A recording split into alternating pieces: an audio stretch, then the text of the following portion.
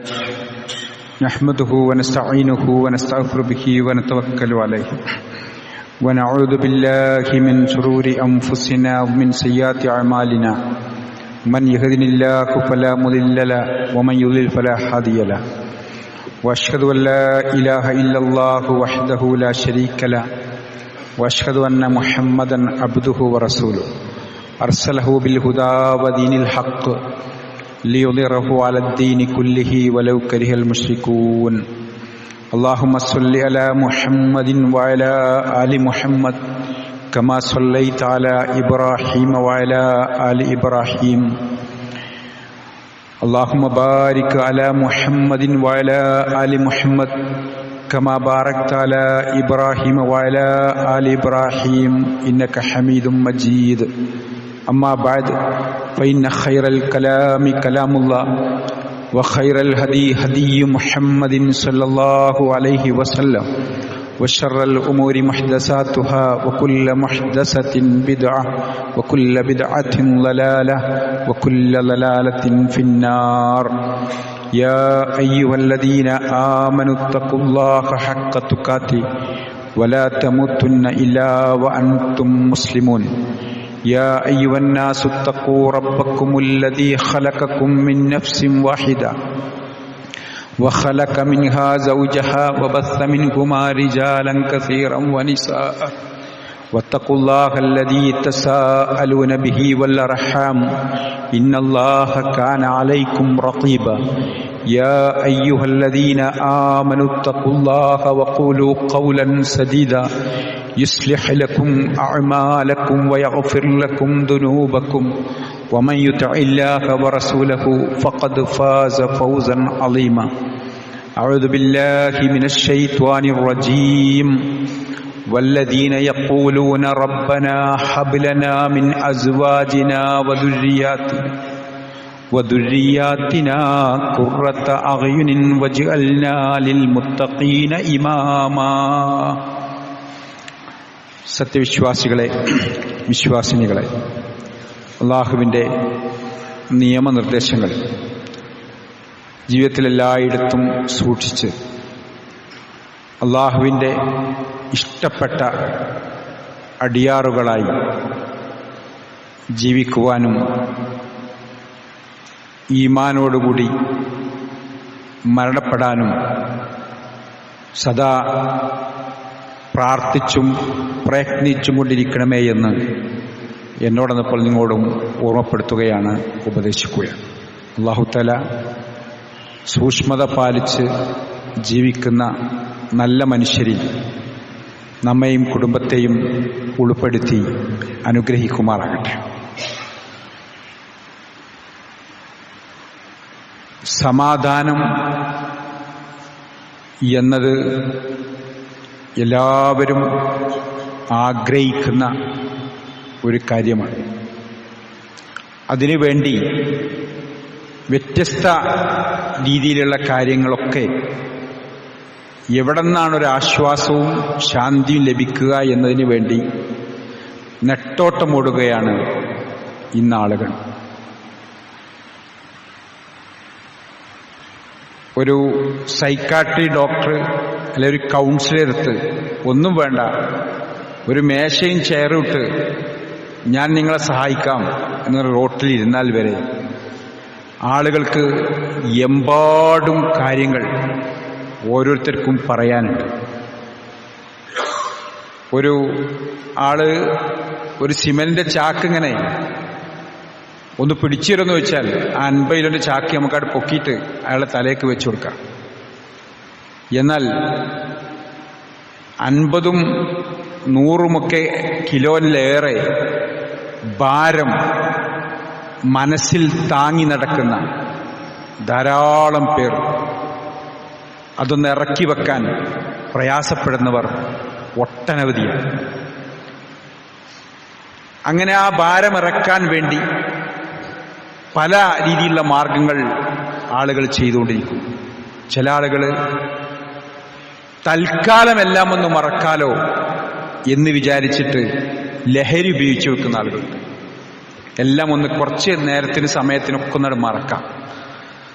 ഒരു സിഗരറ്റ് വലിക്കുന്ന ഒരാളോട് പോലും ചോദിച്ചാൽ എന്തങ്ങനെ വലി കൂടിയെന്ന് ചോദിച്ചാൽ ടെൻഷനാണ് എന്നാണ് അയാൾക്കും പറയാനുള്ളത്. ഇങ്ങനെ എവിടെയും ഒരു സമാധാനം കിട്ടാൻ വേണ്ടിയുള്ള നെട്ടോട്ടം നമുക്ക് കാണാൻ സാധ്യമാകും. എവിടുന്നാണ് ഈ ശാന്തി ലഭിക്കുക? വിശുദ്ധ ഖുർആൻ നമ്മുടെ ജീവിതത്തിൽ നമുക്ക് കൺകുളിർമ ലഭിക്കുവാൻ ഒരു പ്രാർത്ഥന നമ്മളെ പഠിപ്പിക്കുന്നുണ്ട്. സൂറത്ത് ഫുർഖാൻ, വല്ലദീന യഖൂലൂന റബ്ബന ഹബ് ലനാ മിൻ അസ്വാജിന വദുർരിയാതിന ഖുർറത അഅ്യുനിൻ വജ്അൽനാ ലിൽ മുത്തഖീന ഇമാമ. അല്ലാഹുവേ, ഞങ്ങളുടെ ഇണകളിൽ നിന്ന്, ഞങ്ങളുടെ സന്താനങ്ങളിൽ നിന്ന് ഖുർറത അഅ്യുൻ, കൺകുളിർമ നൽകണേ. അതെ, കണ്ണിന് കുളിർമ ഉണ്ടാകുന്ന അവസ്ഥ ഞങ്ങൾക്ക് നൽകണമേ. അതായത് നമ്മുടെ ഭാര്യയോട് സംസാരിക്കുമ്പോൾ നമുക്ക് പ്രതിഫലം ലഭിക്കുന്നുണ്ട് എന്നൊരു ചിന്ത നമുക്ക് വരുമ്പോൾ അതിലൊരു കൺകുളിർമയുണ്ട്. നമ്മളെ ഉമ്മയോടും ഉപ്പയോടും സംസാരിക്കുമ്പോൾ നമുക്ക് അല്ലാഹു വലിയ പ്രതിഫലം നൽകുന്നുണ്ട് എന്നുള്ള ചിന്ത വരുമ്പോൾ അവിടെ നമുക്ക് ആ കൺകുളിർമ അനുഭവിക്കും. നമ്മളെ മക്കളൊന്ന് ചേർത്തിരുത്തി ഒരു ഉമ്മ കൊടുക്കുമ്പോൾ ആ ചുംബനത്തിന് റബ്ബെനിക്ക് പുണ്യം നൽകുന്നുണ്ട് എന്ന ചിന്ത വരുമ്പോൾ അവിടെ കൺകുളിർമയുണ്ടാകും. അങ്ങനെ ഇതും തേടി ഒട്ടനവധി സ്ഥലത്ത് അലയേണ്ട ആവശ്യം ഒരു വിശ്വാസിക്ക് ഇല്ല എന്നതാണ്. ഏത് കാര്യത്തിലും ഒരു സംതൃപ്തിയും കൺകുളിർമയും ലഭ്യമാകുന്ന ഒരു മാനസികാവസ്ഥ ഒരു വിശ്വാസിക്കുണ്ടാകുമെന്നത് യാഥാർത്ഥ്യമാണ്. ഏത് പ്രതിസന്ധിയിലും ആ വിശ്വാസിയെ പിടിച്ചു നിർത്താൻ ആ ഒരു ഈമാന്റെ കരുത്ത് അയാൾക്ക് ലഭ്യമാകുന്നതോടുകൂടി ശാന്തിയും സമാധാനവുമൊക്കെ എപ്പോഴും കൈവന്നുകൊണ്ടിരിക്കുന്ന ഒരു മാനസികാവസ്ഥയിലായിരിക്കും ഒരു സത്യവിശ്വാസി. അതുകൊണ്ട് പ്രാർത്ഥന, കൺകുളിർമക്കുള്ള പ്രാർത്ഥന, അത് സദാ നമ്മളൊക്കെ നിർവഹിക്കേണ്ടതാണ്. അതെവിടെ പോയാലും മറ്റു രീതിയിലൊന്നും ലഭിക്കുന്ന ഒന്നല്ല ഈ കൺകുളിർമ എന്നത് നമ്മൾ ഉൾക്കൊള്ളേണ്ടതുണ്ട്. അവിടെയാണ് ആളുകൾ പലരും പറയും, ഞാനും എൻ്റെ ഭാര്യയും തമ്മിൽ യാതൊരു പ്രശ്നമില്ല എന്ന് പറയുന്ന പല ആൾക്കാരുണ്ട്. യഥാർത്ഥത്തിൽ അത് സത്യത്തിൽ ശരിയല്ലല്ലോ. ഒരു ഭാര്യയും ഭർത്താവും ആണെങ്കിൽ ഇതുണ്ടാകും, പ്രശ്നങ്ങളുണ്ടാവും, വർത്താനങ്ങളുണ്ടാവും. അത് സ്വാഭാവികമാണ്. അത് പരിഹരിക്കുന്നിടത്ത് വിജയിക്കുമ്പോഴാണ് നമ്മൾക്ക് ആ കൺകുളിർമ ലഭിക്കുന്നത്. അതെ, ആ വിജയിക്കാനുള്ള കുറേ മാനദണ്ഡം നമുക്ക് റസൂലുള്ളാഹി സ്വല്ലല്ലാഹു അലൈഹി വസല്ലമയുടെ ചര്യയിൽ നമുക്ക് കാണാൻ സാധ്യമാകും. അവിടെ നിന്നും പ്രശ്നങ്ങൾ ഉണ്ടായിട്ടുണ്ട്. അതെ, ആ പ്രശ്നങ്ങളെയൊക്കെ എങ്ങനെ കാണണം, ഒരു ഭാര്യ എങ്ങനെ കാണണം, ഒരു ഭർത്താവ് എങ്ങനെ കാണണം എന്ന് കൃത്യമായ തെളിവ് നമുക്ക് കാണാൻ സാധ്യമാകും. അതായത് ഇറാ ഗുഹയെന്ന് പേടിച്ച് വിറച്ച് പനിച്ച് വരുമ്പോൾ അവിടെ സമ്മിലൂനിയ ഖദീജ എന്ന വാക്ക് കേൾക്കുമ്പോൾ സത്യത്തിൽ ഖദീജ റളിയല്ലാഹുഅൻഹയ്ക്ക് എന്തൊക്കെ ചോദിക്കാം.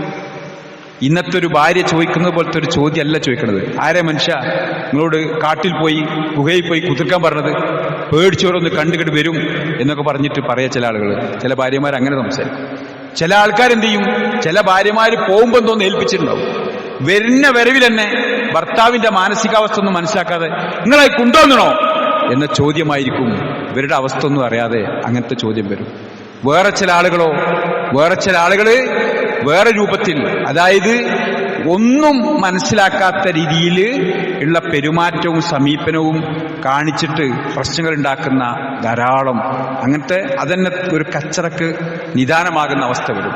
അവിടെയാണ് നമുക്ക് നമ്മുടെ ഉമ്മ ഖദീജ റളിയല്ലാഹു അൻഹ എന്ത് ചെയ്യുന്നു, അവിടെ ആ പുതപ്പിട്ട് മൂടിക്കൊടുക്കുന്നതും ആശ്വസിപ്പിക്കുന്നതും അങ്ങനെയെല്ലാം കഴിഞ്ഞ് എന്തേ ഉണ്ടായി എന്ന് ചോദിക്കാൻ പറ്റുമാർ ഒരവസ്ഥ എത്തിയപ്പോൾ മാത്രം ചോദിക്കുകയും ചെയ്യുന്ന രീതി നമുക്ക് കാണാൻ സാധ്യമാകും. ഇവിടെയാണ് ആ കൺകുളിർമ ലഭ്യമാകും. അങ്ങനത്തെ ഒരു ഭാര്യയാകുമ്പോൾ ആ കൺകുളിർമ ലഭ്യമാകും.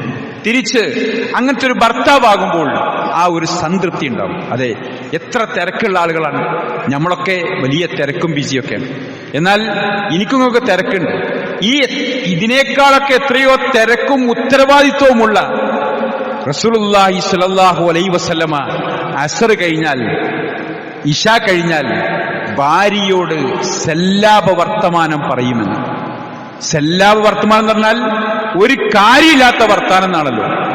അത് പറയാൻ ഇത്ര തിരക്കുള്ള മുഹമ്മദ് നബി സല്ലല്ലാഹു അലൈഹി വസല്ലമ സമയം കണ്ടു എന്നത് വല്ലദീന യഖൂലൂന റബ്ബനാ ഹബ് ലനാ മിൻ അസ്വാജിനാ വദുരിയാതിനാ ഖുർറത അഗ്യുനിൻ, ആ കൺകുളിർമ അവിടെ ലഭ്യമാകുമെന്നതാണ്. അതായത് നമുക്കൊക്കെ ഓഫീസിലോ നമ്മുടെ കച്ചവട സ്ഥലത്തോ മറ്റ് എവിടെയാണോ നമ്മൾ ഇടപഴകുന്നത് അവിടൊക്കെ ഒന്ന് വർത്താനം പറഞ്ഞോടുകൂടി അല്ലെ അവിടൊക്കെ ഒന്ന് പോകുന്നതോടുകൂടി തന്നെ ഞമ്മക്കൊന്നും പിന്നെ പറയാനില്ല, നമ്മളത് കഴിഞ്ഞു.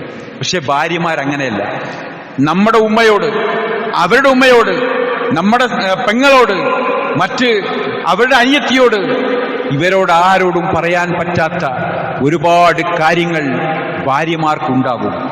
അത് കേൾക്കാൻ തിരക്കുള്ള റസൂലുള്ളാഹി സ്വല്ലല്ലാഹു അലൈഹി വസല്ലം ഉത്തരവാദിത്തമുള്ള ഈ ഒരു ഖുർആൻ ഓരോന്നും ജനങ്ങൾക്ക് വിശദീകരിച്ചു കൊടുക്കണ്ട, ജീവിച്ച് കാണിച്ചു കൊടുക്കണ്ട ആ മുഹമ്മദ് നബി സ്വല്ലല്ലാഹു അലൈഹി വസല്ലം അതിന് സമയം കണ്ടെങ്കിൽ നമ്മളതിന് സമയം കാണണം. അതെ, അവരെന്തോന്നൊരു പറയാൻ നോക്കുമ്പോഴേക്ക് നിർത്തിക്കള, എന്താ പറയണെന്ന് എനിക്കറിയാം എന്ന് പറഞ്ഞോടുകൂടി എന്തായി, ആ പ്രശ്നം പരിഹരിക്കാൻ കഴിയാതാവും. അങ്ങനെ കുറെ കുന്നുകൂടുമ്പോൾ എന്തോ നിസ്സാരമായ കാര്യമായിരിക്കും അവർക്ക് പറയാനുണ്ടാകുക.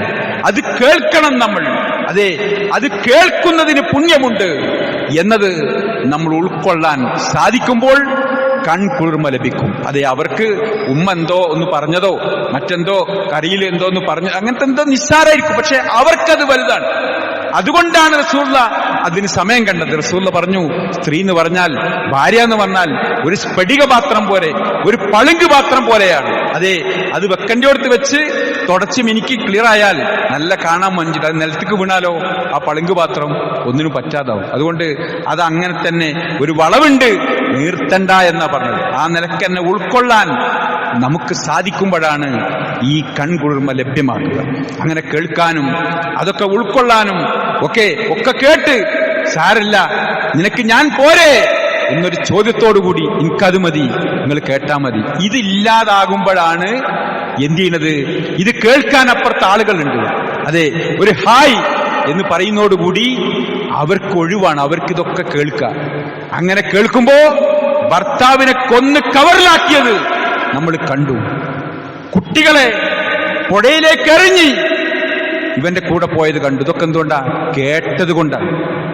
നമുക്ക് സമയമല്ല, പക്ഷെ അവർക്കത് കേൾക്കാൻ സമയമുണ്ട്. ആ സമയമുള്ളവരുടെ കൂടെ എല്ലാം വെടിഞ്ഞു പോകാൻ മാത്രം. അതുകൊണ്ട് തന്നെ നബി സല്ലല്ലാഹു അലൈഹി വസല്ലമ അതിന് സമയം കണ്ടെങ്കിൽ നമുക്ക് കൺകുളിർമ ലഭ്യമാകണോ, നമ്മളും അങ്ങനത്തെ ഒരു സമയം നമ്മുടെ ഭാര്യമാർക്ക് കൊടുക്കണം, നമ്മളെ കുട്ടികളെടുത്ത് ചെലവാക്കണം, നമ്മളെ മാതാപിതാക്കളെടുത്ത് ഇരിക്കണം. അതിനൊക്കെ നമുക്ക് പുണ്യമുണ്ട് എന്നുള്ള ചിന്തയുണ്ടാകുമ്പോൾ അതെല്ലാം കേൾക്കാനും അതൊക്കെ ആശ്വസിപ്പിക്കാനും എല്ലാത്തിനും നമ്മൾ എത്ര തിരക്കുള്ളവർക്കും സമയമുണ്ടാകും. അവിടെയാണ് സമാധാനമുണ്ടാകുക. ആ സമാധാനം തേടി നേരത്തെ പറഞ്ഞ ഒരു സ്ഥലത്തേക്കും പോകേണ്ട, അല്ലെങ്കിൽ ലഹരി ഉപയോഗിക്കേണ്ട, അല്ലെങ്കിൽ മറ്റെന്തെങ്കിലും നിലക്ക് ഒരാശ്വാസം കിട്ടേണ്ട, ഒരു സിഗരറ്റ് പോലും വലിക്കേണ്ട ഒരാവശ്യം ഒരു വിശ്വാസിക്ക് വരാത്തത് ഈ കൺകുളിർമയും സമാധാനവും ലഭ്യമാകുമ്പോഴാണ്. അതെ, പ്രശ്നമുണ്ടാകും, ആ പ്രശ്നം പരിഹരിക്കാൻ നമുക്ക് കഴിയാന്നുള്ളതന്നെ. ഒരു ഉദാഹരണമായിട്ട്, ഇപ്പോ ഒരു കറിയില് ഭാര്യ 2 പ്രാവശ്യം ഉപ്പിട്ട് പ്രശ്നയില്, അങ്ങനെ ഇതറിയാതെ ഉച്ചക്കിഞ്ഞ് ജുമാ കഴിഞ്ഞാൽ ചെല്ലുമ്പോ ഇതറിയാതെ എല്ലാവരും ഒപ്പിരുന്നാണല്ലോ ഭക്ഷണം കഴിക്കേണ്ടത്. അതന്നെ ആളുകൾ കുറവാണ് ഇപ്പോൾ. ഇനി അഥവാ കഴിക്കുകയാണെങ്കിൽ തന്നെ അവനാന്റെ മൊബൈലിൽ ഇങ്ങനെ നോക്കി ഇങ്ങനെ തോണ്ടിയിട്ട് ഇങ്ങനെ നിൽക്കണം. ഇപ്പോ ഏറ്റവും കൂടുതൽ തൊടലും തോണ്ടലും ഒക്കെ ആരെന്ന് ചോദിച്ചാൽ എല്ലാവരും ഇപ്പോ മൊബൈലാണ്. അതെ, ഭാര്യ ഇങ്ങോട്ട് തോണ്ടും, ഭർത്താവ് അങ്ങോട്ട് തോണ്ടും, രണ്ടാൾ തോണ്ട് തന്നെയാണ്, പക്ഷെ മൊബൈൽ മേലാണ്. അതെ, അങ്ങനെ ആയിപ്പോയി. ഭക്ഷണം കഴിക്കുമ്പോൾ പോലും അങ്ങനെ ആയിപ്പോയി. അതൊക്കെ ഒന്ന് മാറ്റിവെച്ച് ഒപ്പം ഇരുന്ന് ഭക്ഷണം കഴിക്കണം എന്നാ. ഇനി കഴിക്കുന്ന സമയത്ത് ഭാര്യ തിരക്കിൽ 2 പ്രാവശ്യം ഉപ്പിട്ട്, ഭാര്യ ഉപ്പ് നോക്കിയിട്ടുമില്ല. അങ്ങനെ എന്ത് ചെയ്തു, അവിടെ തന്നെ പ്രശ്നമാകാണ്. എവിടെ ഈ ഒരു കറി ഇങ്ങോട്ട് ഒഴിച്ചപ്പോഴേക്ക് ജുമ കഴിഞ്ഞ് എന്നിട്ട് ഈ കറി അവിടെ ഒഴിച്ചപ്പോ ഇതെന്ത് കറിയാണ് എന്ന് ചോദ്യം. അപ്പോ ഉപ്പുമെന്ന് പോയി കറിമേൽക്ക് തിങ്ങി വിഷയം എങ്ങനെ പോകും? നിങ്ങൾ എന്തെങ്കിലും എന്റെ കറിക്ക് നല്ലത് പറഞ്ഞോ എന്നായി അടുത്ത ഇങ്ങോട്ടുള്ള മറുപടി. അപ്പൊ എന്തായി, അല്ലെങ്കിലും എന്റെ വാപ്പൻ അങ്ങനെയാണ്, നിങ്ങളെ വാപ്പയോ, എന്റെ കുടുംബം അങ്ങനെ, നിങ്ങളെ കുടുംബം എന്ന് ചോദിച്ചിട്ടുണ്ടായി. ഇത് മക്കളും കുട്ടികളൊക്കെ കേട്ട് ഇങ്ങനെ കണ്ണിൽ നോക്കി നിന്ന് ഒരു 10-20 മിനിറ്റ് ആകുമ്പോഴത്തേന് ഈ കച്ചറ എന്താകും? എനിക്കെത്ര കല്യാണാലോചന വന്നാണ്, ഞാൻ ഈ കുടുങ്ങിപ്പോയതാണ് എന്നൊക്കെ പറഞ്ഞ് തലാഖിന്റെ വക്കത്തേക്ക് എത്താൻ ഒരു ഉപ്പ് മതി, ഒരു ഉപ്പ് മതി, ആ ഉപ്പ് കൂടിയത് മതി. അതെ, ഇത് പരിഹരിക്കുന്നിടത്ത് വിജയിക്കണം എന്ന് പറഞ്ഞാൽ ഉപ്പ് എന്നുള്ള വിഷയത്തെക്കുറിച്ച് എത്രയും പറയാം. ഉപ്പിനെ പറ്റി വിശാലമായി അതിന് അങ്ങോട്ട് വിഷയം കറിയുന്നും അതിനങ്ങോട്ട് വാപ്പനെയും കുടുംബത്തിനെയും അങ്ങനത്തെ ഒരു പ്രശ്നത്തിലേക്കും പഴയതിലേക്കും ഒന്നും പോകാൻ പാടില്ല. നിങ്ങൾ അന്നങ്ങനെ ചെയ്തേ എന്നുള്ള ചോദ്യം ഈ പഴയിലേക്കൊന്നും പോകാൻ പാടില്ല. ഉപ്പൊന്ന് മാറാൻ പാടില്ല. ഏതുപോലെ ഒരു ഫുട്ബോൾ കളി ലഫറിയൊക്കെ നിയന്ത്രിക്കും പോലെ, അത് ഫൗളാട്ട് പറഞ്ഞ് വിശലിട്ട് നിയന്ത്രിക്കും പോലെ ഭാര്യ ഉപ്പെന്ന് പോയാൽ ഭർത്താവ് കേട്ട് വിശലിട്ട് കേട്ട് വരുത്തണം, ഭർത്താവ് പോയാൽ ഭാര്യ വരുത്തണം. അങ്ങനെ ആകുമ്പോൾ എന്താകും? പ്രശ്നം സോൾവ് ആകും. അതെ, ഒരിക്കലും പഴയത് പറയാൻ പാടില്ല, കഴിഞ്ഞു പോയത് പറയാൻ പാടില്ല. കഴിഞ്ഞു പോയൊരു കാര്യം ഈ ഒരു വിഷയത്തിലേക്ക് ഇടാൻ പാടില്ല. അതേപോലെ ഇടയ്ക്ക് വാക്കൗട്ട് പാടില്ല. വാക്കൗട്ട് എന്ന് പറഞ്ഞാൽ അതായത് ഒരു പ്രശ്നം തീരാതെ ഇറങ്ങിപ്പോയത്. ഒരു പ്രശ്നം എടുത്തിട്ടാണെങ്കിൽ എന്ത് ചെയ്യണം? എനിക്ക് തിരക്കാണ്, ഞാൻ പോകാൻ തരണം, എന്താവും? അതുകൊണ്ട് അത് പിണങ്ങിയായിട്ട് പോയാൽ പിന്നെ പ്രശ്നമാവും. പിന്നെ ഭർത്താവ് പോയ ജോലി സ്ഥലത്തൊക്കെ ഒരു ഇടങ്ങേറും ഒരു കുഴച്ചിലും ഒരു ക്ഷീണവും, എന്താപ്പോ എന്നൊക്കെയുള്ള തോന്നലും. ഭാര്യക്കും ഒരു വീട്ടിലൊരു അടുക്കളയിൽ ഒരു പാത്രം കഴുകുമ്പോൾ പോലും ഒരു സമാധാനമില്ലാത്ത അവസ്ഥ പല വീട്ടിലും. ആ ഒരു ചെറിയ കാര്യത്തിന് പിന്നെ പ്രശ്നമായി, ആ പ്രശ്നം രൂക്ഷമായി. ഇനി ഒന്ന് വിളിച്ചു നോക്കിയാലോ ഭാര്യ എന്തോ ആയിപ്പോവോ, ഭർത്താവ് എന്തോ ആവോ, രണ്ടാക്കും പേടി. ഫോണൊക്കെ എടുത്തൊക്കെ വിളിക്കാണ്ട് തോന്നൂല്ല. അവസാനം വന്ന് കിട്ടിയാൽ മതിയേനി, ഒന്ന് എത്തി കിട്ടിയാൽ മതിയേനി എന്ന് രണ്ടാളും ഇങ്ങനെ പറയും, പ്രാർത്ഥിക്കുകയും ചെയ്യും. എത്തുമ്പോ ഇങ്ങനൊന്നുമല്ല. എത്തുമ്പോ പിന്നെയും മുഖം ഇങ്ങനെ കനപ്പിച്ച് പിടിച്ച് പിന്നെ ഇമ്മനി വാപ്പനും കൂടുതലൊന്നും അറിയാതെ മെല്ലെ ഒപ്പിച്ച് ചോറൊക്കെ തിന്ന് അല്ലെങ്കിൽ ഭക്ഷണമൊക്കെ കഴിച്ച് നേരെന്ത് ചെയ്യും? ചിലപ്പോ ഒരാൾ കട്ടുമ്മലും ഒരാൾ കട്ടിലും ആ ബെഡിലും ഒരാൾ താഴെയും കിടക്കും. ഇങ്ങനൊക്കെ എത്രയോ ഉറങ്ങുന്നവർ ഇപ്പോഴും ഉണ്ട്. അതെ, 2 കട്ടിലൊക്കെ ആയിട്ട് പിന്നെ തിരിച്ചു ചേരാത്ത എത്രയോ പേരുണ്ട്. അതെ, അങ്ങനെ കട്ടിൽ കിടന്ന് തിരിഞ്ഞും മറിഞ്ഞും കിടന്ന് ലൈറ്റൊക്കെ ഓഫാക്കി, പക്ഷെ ഉറക്കം വരുന്നില്ല. അങ്ങനെ ഇതും 3, 4 ഒരാഴ്ചയൊക്കെ ചിലപ്പോൾ അങ്ങനെ നിന്നു. അതെ, എന്തൊരു ബുദ്ധിമുട്ടാ. എന്നിട്ട് അവസാനം ഈ താഴെ കിടക്കുന്ന ആള് ഒരാഴ്ച കഴിഞ്ഞപ്പോഴേ എന്തോ ഒരു ഉറുമ്പ് എന്ന് ചോദിച്ചാ, അപ്പൊ ലൈറ്റിട്ട് ഉറുമ്പോ എന്നൊക്കെ ചോദിച്ചാണ് പിന്നെ ലോകിയാവാൻ. ഇതൊക്കെ എന്തുകൊണ്ടാ? ഒരു നിസ്സാരമായ കാര്യത്തിൽ തുടങ്ങി ഇങ്ങനെ പോകും. അവിടെയാണ് നമ്മുടെ കൺകുളിർമ നഷ്ടപ്പെടുന്നത്. ഒരു പ്രശ്നം പരിഹരിക്കുന്നിടത്ത് നമ്മൾ വിജയിക്കുമ്പോഴാണ് നമ്മൾ അവിടുത്തെ യഥാർത്ഥ ആ ഒരു ആനന്ദം നമുക്ക് ലഭ്യമാകും. ഇത് മക്കളിലും ഭർത്താവിലും ഭാര്യയിലും മാതാപിതാക്കളിലും എല്ലാം നമുക്ക് ലഭ്യമാകുമ്പോൾ എന്തൊരു രസമായിരിക്കും, എന്തൊരു സമാധാനമായിരിക്കും. നമ്മൾ പഠിച്ചല്ലോ, എല്ലാവർക്കും അറിയാലോ. അതായത് പിന്നെ നിങ്ങളുടെ ഭാര്യന്റെ വായിലേക്ക് ഒരു കഷ്ണം ചോറിന്റെ ഉരുളയോ ചപ്പാത്തിയുടെ കഷ്ണമോ റൊട്ടി കഷ്ണമോ വായിലേക്ക് വെച്ചു കൊടുത്താൽ അതാണ് ഏറ്റവും വലിയ ദാനം. കോടിക്കണക്കിന് രൂപന്റെ ദാനം പ്രളയ സമയത്തും അല്ലാതെയും കേട്ടവരാണ്, നമ്മളൊക്കെ ചെയ്തവരാണ് പലരും. എന്നാൽ ഒരുപക്ഷെ ഇത് ചെയ്യാത്തവരായിരിക്കും പലരും.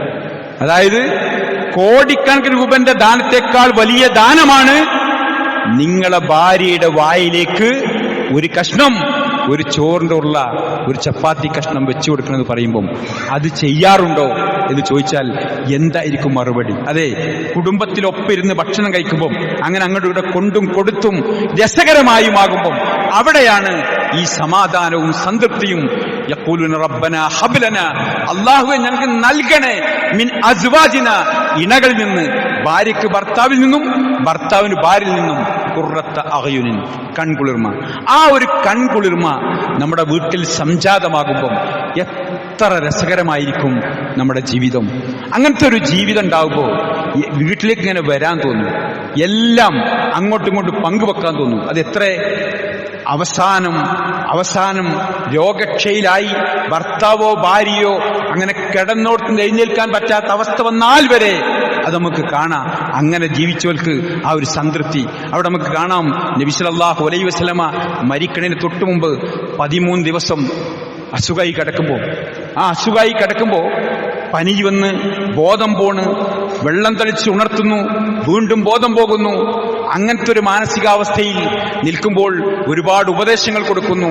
അവിടെയാണ് അവസാന സമയത്തതാ അബ്ദുറഹ്മാൻ റളിയല്ലാഹു അൻഹു, ആയിഷ അതിന്റെ ആങ്ങള വരുന്ന രംഗം. ആ വരുമ്പോ ശരിക്കിങ്ങനെ പ്രവാചകൻ സ്വല്ലല്ലാഹു അലൈഹി വസല്ലം സംസാരിക്കാൻ പറ്റാത്ത ഒരവസ്ഥയാണ്. എന്നാലും ആ ഒരു നോട്ടം നോക്കുമ്പോഴേക്കും അവിടെ ആയിഷ റളിയല്ലാഹു തോന്നുകയാണല്ലോ, അതെ, അത്ര അടുത്താൽ, ഭാര്യയും ഭർത്താവും അടുത്താൽ ആ നോട്ടം ആ കീശയിലുള്ള അറാക്കിന്റെ കൊള്ളിയിലേക്കാണ് എന്ന് ആയിഷ റളിയല്ലാഹു ബോധ്യമായപ്പോ നിങ്ങൾക്കത് വേണോ എന്നിട്ടുള്ള ചോദ്യം. ആ ചോദ്യം കേട്ടപ്പോ റസൂൽ അങ്ങനെ കണ്ണോട് താളം കാട്ടി, വേണം, അത് അത്ര മനസ്സെടുപ്പം. എന്നിട്ട് ആ അറാക്കിന്റെ കൊള്ളിങ്ങോട്ട് വാങ്ങിയിട്ട് ആയിഷ റളിയല്ലാഹു അത് കടിച്ച് ബ്രഷാക്കി, ആ വേര് പോലത്തെ അറാക്കിന്റെ കൊള്ളി കടിച്ച് ബ്രഷാക്കിയിട്ട് നബി സല്ലല്ലാഹു പല്ലിങ്ങനെ തേച്ചു കൊടുക്കണം റസൂലുള്ളാഹിന്റെ. അവസാന സമയം ആ ഒരു മനസ്സ് അങ്ങോട്ടും കൂടെ അടുത്താൽ, അതെ, അങ്ങനത്തെ ഒരു രോഗവും മരണത്തിനും അടുത്തൊക്കെ ആകുമ്പോൾ ആയിഷാന്റെ മടിയിൽ ആ തല വെച്ച് റസൂൽ അങ്ങനെ ആ റസൂലുള്ളാഹിനെ ആയിഷാന്റെ പല്ല് തേച്ചു കൊടുത്ത്, അങ്ങനെ റസൂലുള്ളാ ആ മരിക്കുമ്പം അവസാനം ആയിഷ റളിയല്ലാഹു പറഞ്ഞു, എന്റെ ഉമിനീരും റസൂലുള്ളാഹിന്റെ ഉമിനീരും ഒപ്പമായിക്കൊണ്ടാണ് മുഹമ്മദ് നബി സല്ലല്ലാഹു അലൈഹി വസല്ലം ഈ ലോകത്തോട് വിട പറയുന്നത്. അങ്ങനത്തെ ഒരു ജീവിതം എന്ത് രസമായിരിക്കും. ഇതിന് സമാധാനം തെരഞ്ഞ് എവിടേക്കും പോകേണ്ട ഒരു ആവശ്യമില്ല, ഒരു സ്ഥലത്തും പോകണ്ട. ഇത് അവരവർക്ക് അവരവരുടെ വീട്ടിൽ നിന്ന് ലഭ്യമാകുന്നതാണ്. അതെ, അങ്ങനത്തെ ഒരു മാനസികാവസ്ഥ നമുക്ക് ഉണ്ടാകുമ്പോൾ എത്ര രസമായിരിക്കും.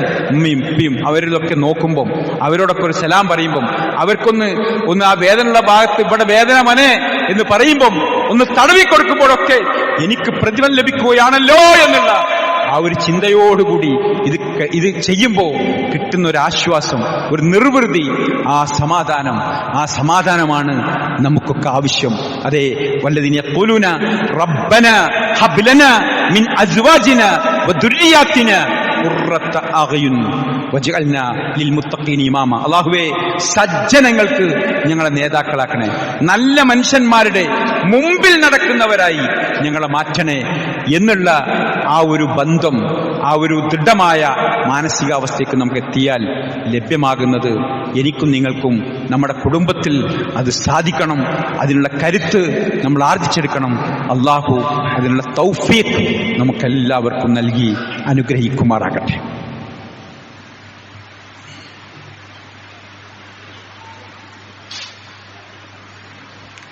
അൽഹംദുലില്ലാഹ് الذي هدانا لهذا وما كنا لنهتدي لولا أن هدانا الله. اللهم صل على محمد وعلى آل محمد. أيها الناس اتقوا الله حق تقاته ولا تموتن إلا وأنتم مسلمون.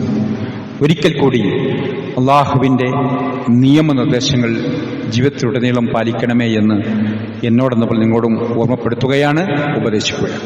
അള്ളാഹു തൗഫീഖ് നൽകുമാറാകട്ടെ. ബന്ധത്തിന് വലിയ പവിത്രത കൽപ്പിക്കുന്ന മതമാണല്ലോ ഇസ്ലാം. എല്ലാ ബന്ധങ്ങളും നന്നാക്കിയെടുക്കാനും അറ്റുപോയ ബന്ധങ്ങളെ കൂട്ടിച്ചേർക്കാനും ഇസ്ലാം നമ്മോട് പഠിപ്പിക്കുന്നുണ്ട്.